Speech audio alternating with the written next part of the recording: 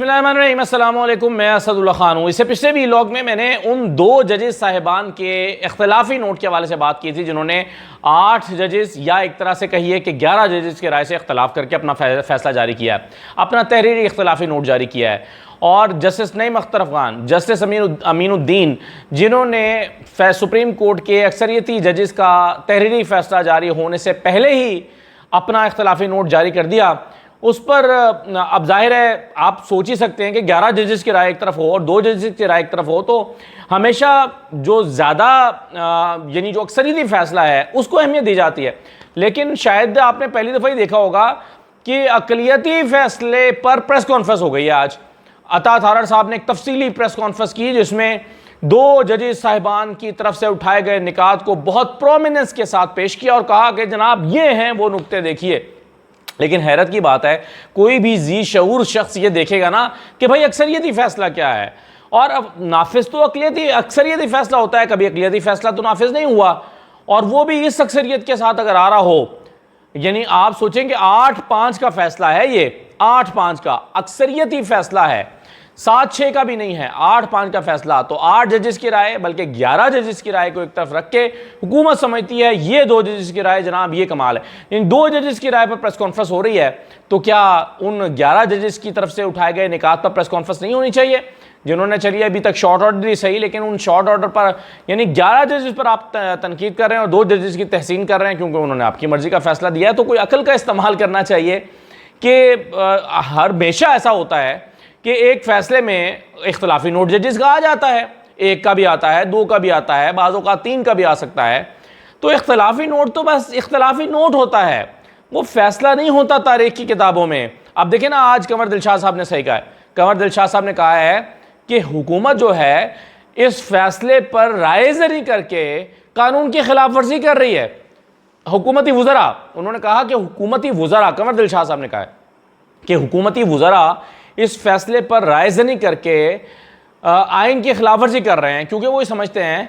और उन्होंने कहा भी कि भाई ये मामला इलेक्शन कमीशन, सुप्रीम कोर्ट और सुन्नी इत्तेहाद काउंसिल के माबैन है, ये इसके फरीक हैं। चलिए तहरीक इंसाफ भी फरीक हो गई, तो ये फरीक हैं। बुनियादी फरीक सुन्नी इत्तेहाद काउंसिल है जो कि पेशावर हाई कोर्ट के फैसले के खिलाफ अपील में गई थी, सुप्रीम कोर्ट है और इलेक्शन कमीशन है। तो उन्होंने कहा कि इस फैसले के ये फरीक है, हुकूमत तो फरीक ही नहीं है। हुकूमत का कैसे ताल्लुक है इस मामले से? भाई किसको नशस्तें मिलनी है, किसको नहीं मिलनी, आप कौन है? आपका तो कोई हक ही नहीं बनता। तो ये मैंने सोचा कि शुरू में थोड़ी सी बात इस हवाले से कर दूं कि हुकूमती वज़रा 2 जजेस के इख्तलाफी नोट पर वो प्रेस कॉन्फ्रेंस मांग के उसके पॉइंट्स को उठा रहे हैं और कह रहे हैं कि जनाब कमाल हो गया, ये है फैसला। तो ये जनाब आपको याद दिलाते चलें कि ये अक़लियती फैसला है, नाफिज ये नहीं होता, नाफिज अक्सरियती फैसला होता है। ये बात ज़हन में रहनी चाहिए और सुप्रीम कोर्ट का फैसला बहरहाल नाफिज करना पड़ता है। दूसरा ये है कि आज जनाब लाहौर ने तहरीक इंसाफ वालों का दिल जीत लिया। तहरीक इंसाफ के चाहने वाले या उनके वर्कर्स जहाँ जहाँ पूरी दुनिया में बैठे हैं, लाहौर ने उनको हैरान किया है। जिस किस्म के विजुअल्स आज हमने लाहौर से देखे हैं, मेरा ख्याल है 9 मई के बाद सबसे बड़ी आज गैदरिंग जो है वो तहरीक इंसाफ ने की और जिस जोशो जज्बे के साथ निकले, गाड़ियों पे निकले, मोटरसाइकिलों पर निकले। और आगे तो आप देख रहे हैं कि चंद लोग हैं जिन्होंने झंडे उठा रखे हैं, उसके बाद पीछे जो लोग आ रहे हैं उनके हाथों में तो झंडे भी नहीं हैं। यानी तहरीक इंसाफ का दावा यह है कि ये वो शहरी हैं जो फिर इस काफिले में शामिल हो गए थे तहरीक इंसाफ से इजहार यकजहती के लिए और तहरीक इंसाफ की रैली जो है उसको मजबूत करने के लिए। तो ये हमने कई मनाजिर आज देखे हैं और एक वीडियो हमने ये भी देखी कि जिसमें एक खातून स्कूटी पर, अपनी स्कूटी पर आ रही हैं और उनकी वालदा साथ हैं और उन्होंने तहरीक इंसाफ के झंडे उठा रखे हैं। यानी वो बाकायदा एहतमाम के साथ इस काफ़िले का हिस्सा बनी और उन्होंने और इस तरह से उन्होंने अपना एहतजाज रिकॉर्ड कराया। सर पे भी खातून ने झंडा बांध रखा है, बाइक पे भी लटका रखा है और पूरी अपनी स्कूटी पर अपनी वालदा को साथ बिठाकर वो इस रैली में शिरकत करने के लिए आई। और ये जो और फिर कुछ और वीडियोज़ हमने लाहौर से देखें कि बुज़ुर्ग हैं, बच्चे हैं, यानी लड़के हैं, दरमियानी उम्र के लोग हैं, मुख्तलिफ़ उम्रों के लोग पूरे जोशो वल्वले के साथ आज लाहौर में निकले हैं और बहुत ही मैं समझता हूँ कि हैरान किया। जलसा सवाबी का आज होने जा रहा है। एक दिन पहले ही अगर तहरीक इंसाफ के कारकुनों का इस तरह से उन्होंने लाहौर में जोशो जज्बे का इजहार कर दिया, इसका मतलब है कि सवाबी का जलसा कामयाब होने जा रहा है और उसका ज़ाहिर है एक इम्पैक्ट होगा।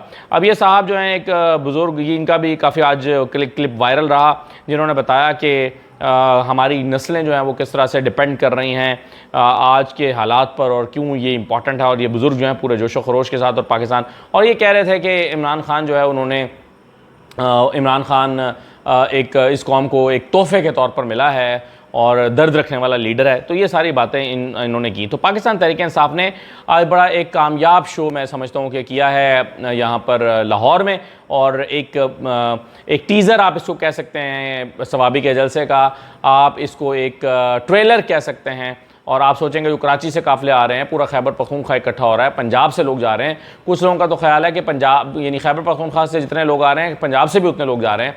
तो बहरहाल आज मेरी कुछ लोगों से बात भी हो रही थी, हाफिज़ फ़रत वगैरह से, वो भी अपने काफ़िलों के साथ बड़े जोशो खरोश से शिरकत कर रहे हैं। तो इस तरह से जो है वो आप सोचिए कि ये अब कल इस पर बात करेंगे इसका इम्पैक्ट ओवरऑल क्या होता है। लेकिन दूसरी तरफ ज़ाहिर है इस जलसे से खौफज़दा होकर जो हुकूमती लोग हैं उन्होंने पूरी बाकायदा कैंपेन शुरू कर रखी है और वो पूरी तरह से एक्टिव हैं। कुछ लोगों की तस्वीरें बना बना के वो चला रहे हैं कि ये गद्दार वतन है। यास्मीन राशिद की तस्वीर चलाई है वो गद्दार वतन है, आलिया हमजा की तस्वीर चलाई है वो गद्दार वतन है, तैयबा राजा की फलक जावेद है, कुछ और लोगों की भी तस्वीरें इस तरह से चलाई हैं और ये कह रहे हैं कि ये गद्दार वतन है। भाई अगर ये गद्दार वतन है, फ़र्ज़ कीजिए कि फ़लक जावेद गद्दार वतन है, तो फ़लक जावेद फिर अंदर क्यों नहीं है जी? इनको सज़ा क्यों नहीं आपने दी गई? अच्छा, तैयबा राजा अगर गद्दार वतन है तो ये छोड़ क्यों दी गई हैं? और आलिया हमज़ा अगर गद्दार वतन है और डॉक्टर यास्मीन राशिद गद्दार वतन है तो कन्विक्ट क्यों नहीं कर रहे इन्हें? रिकॉर्ड पेश नहीं हो रहा अभी तक। आप सोचिए यास्मीन राशिद अभी तक क्यों जेल में है? क्योंकि उनका वो कन्विक्शन क्यों नहीं हुई? क्योंकि उनका रिकॉर्ड ही पेश नहीं कर रहा। पुलिस अभी तक उनका रिकॉर्ड ही जमा नहीं करा रही। पुलिस से जब अदालत कहती है तो वो आए बाएं शाएं कर देते हैं, रिकॉर्ड ही पेश नहीं कर रहे। मामला आगे ही नहीं बढ़ पा रहा, वहीं का वहीं खड़ा है। क्यों? क्योंकि सबूत नहीं है, चीज़ें नहीं है। भाई सबूत हैं तो फिर आप इनके खिलाफ इनको कन्विक्ट करवाएं, और अगर आप रिकॉर्ड ही पेश नहीं करेंगे तो मामला लटका रहेगा। यानी महज आपने एक तरह से गैर कानूनी तरीके से रखा हुआ है, क्योंकि अभी तक आप अदालत को ना चालान पेश कर सके हैं ना रिकॉर्ड पेश कर सके हैं। लेकिन मीडिया की हद तक, सोशल मीडिया की हद तक ये गद्दार वतन है। अब क्या ये बताइए कि ये जो साहब या साहिबान या साहिबाने ये कर रही थी, ख़वातीन और हज़रात जो आज ये कैंपेन सारा दिन करते रहे हैं, क्या तैयबा राजा और फलक जावेद को इन पर हद तक के इज़्ज़त का दावा नहीं भेजना चाहिए? मेरा ख्याल है बिल्कुल करना चाहिए। हद तक के इज़्ज़त का इनके ऊपर दावा दायर करना चाहिए और कहना चाहिए कि हमारा नाम लेकर हमारी तस्वीरें चला के इन्होंने अपने ट्विटर अकाउंट से पोस्ट किया है। लेकिन होगा कुछ नहीं, क्योंकि जो लोग पोस्ट कर रहे हैं वो इस वक्त हुकूमत से ताल्लुक़ रखने वाले लोग हैं ना। तो जाहिर है जब उनकी हुकूमत है उनको तो साथ खुद माफ़ है, वो तो जो भी करते रहें चलेगा। उनके खिलाफ कौन सी FIA हरकत में आएगी, उनके खिलाफ कौन सी जो है वो अदालतें हरकत में आएंगी। तो ये अनफॉर्चुनेटली हमारे यहाँ है। एक दो बार छोटे, मैं वीडियो को मुख्तसर रखूँगा, ज़्यादा लंबा नहीं करूँगा क्योंकि पिछली वीडियो भी थोड़ी लंबी हो गई थी। एक दो चीज़ें बस मैं आपके साथ और डिस्कस कर लूँ। एक तो जनाब एहसन इकबाल साहब हैं। एहसन इकबाल साहब जो हैं उन्होंने फरमाया है कि महंगी बिजली का हल जिसके पास है वो अपने माहिरीन ले आए। यानी कहने का मतलब ये है कि भाई इसका कोई हल ही नहीं है, अगर हल होता तो हम कर चुके होते।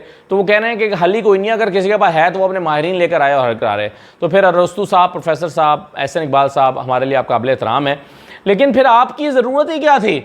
अगर इसका कोई हल ही नहीं है तो आप क्यों कहते थे कि हम तो तजर्बाकार लोग हैं, ये नादान हैं, ये ना तजर्बाकार हैं, सबसे तजर्बाकार टीम हमारे पास है? तो फिर आपकी तजर्बाकारी कहाँ है?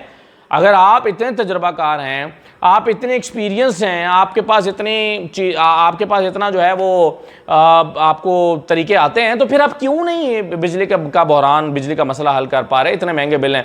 वैसे गारी साहब को आज मैं सुन रहा था, उनसे सवाल हुआ कि कैसे मसला हल होगा, गरीब आदमी बिल पे नहीं कर पा रहा। उन्होंने कहा कि नहीं, बिजली सस्ती करनी पड़ेगी। कौन करेगा ये पता नहीं है, कोई फरिश्ता आएगा तो करेगा, हम तो नहीं करेंगे। यानी उन्होंने ये नहीं कहा कि हम बिजली सस्ती कर रहे हैं, उन्होंने कहा जी करनी पड़ेगी सस्ती, इस तरह तो नहीं चलेगा, ये वो फरमा रहे हैं। तो आप सोचिए कि एहसन इकबाल साहब ने हाथ खड़े कर दिए हैं। आप सोचें कि अगर अरस्तु ही कह दे कि मेरे पास कोई हल नहीं है तो फिर वो अरस्तु कहेगा, और अगर अरस्तु कह दे कि मेरे पास हल नहीं है तो फिर लोग जो है उसको अरस्तु माने क्यों? तो ये एक बड़ा अनफॉर्चुनेट सा है कि एक तरह से कोई होप भी नहीं दिला रहे और हाथ ही खड़े कर दिए कि भाई हमारे पास तो इस मसले का कोई हल ही नहीं है। दूसरा ये है कि पीपल्स पार्टी ने भी आंखें दिखाना शुरू कर दी हैं हुकूमत को, और नैयर बुखारी साहब जो हैं वो बेसिकली सेक्रेटरी जनरल पार्टी के, उन्होंने कहा कि भाई अब अगर इतने कमज़ोर हो और अगर ट्रबल में हो तो भाई जाओ हुकूमत छोड़ो, तहलील करो। उन्होंने कहा कि हुकूमत को ख़तरा है तो असम्बली तहलील करें और दोबारा इलेक्शन करा दें। यानी वो ये कह सकते थे कि भाई नहीं कोई मसला नहीं है, हुकूमत को कोई मसला नहीं है, हुकूमत के हम साथ खड़े हैं, ये वो नहीं कह रहे। वो कह रहे हैं कोई मसला है तो ठीक है, तहलील करो, असम्बली दोबारा इलेक्शन कराओ। बेसिकली टोन तब्दील होना शुरू हो गई है पीपल्स पार्टी की। और पीपल्स पार्टी ये सब कुछ क्यों कर रही है? पीपल्स पार्टी इसलिए कर रही है कि उन्हें पता है कि ये कश्ती डूब रही है और डूबती कश्ती से वेल इन टाइम छलांग लगानी चाहिए।